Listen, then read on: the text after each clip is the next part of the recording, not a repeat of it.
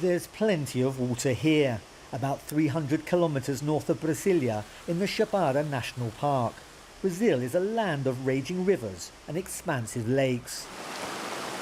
Yet outside the World Water Forum in Brasilia, residents demonstrated over water rationing.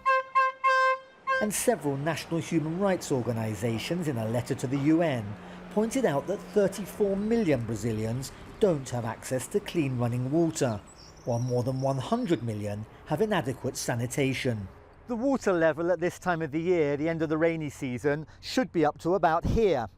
But we can see if we walk down to the water level as it is now, there's simply not enough water in this reservoir to see this region through for the rest of the year, forcing many to look for alternative methods to keep the water flowing. This is the savannah where Brasilia was created in the 1950s. The city is still growing. Much of the habitat that was damaged in the rush to build is now being replenished by simple replanting. We faced a serious drought in Brasilia. This dam was only at 4% of its capacity. Today it's around 68%. We know that the vegetation will help to produce water in the region. We expect this project will help to recover the water capacity in the basin that serves Brazil's capital. The seeds grow to strengthen the soil, facilitating water retention where it's needed and preventing flooding. The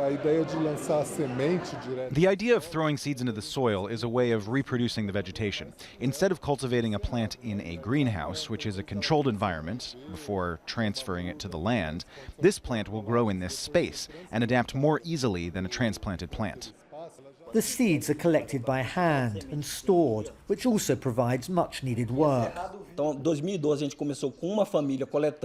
we started in 2012, we had one family which collected 600 kilograms of seeds. In 2016, on the other hand, we worked with more than 50 families who collected 12 tons of seeds.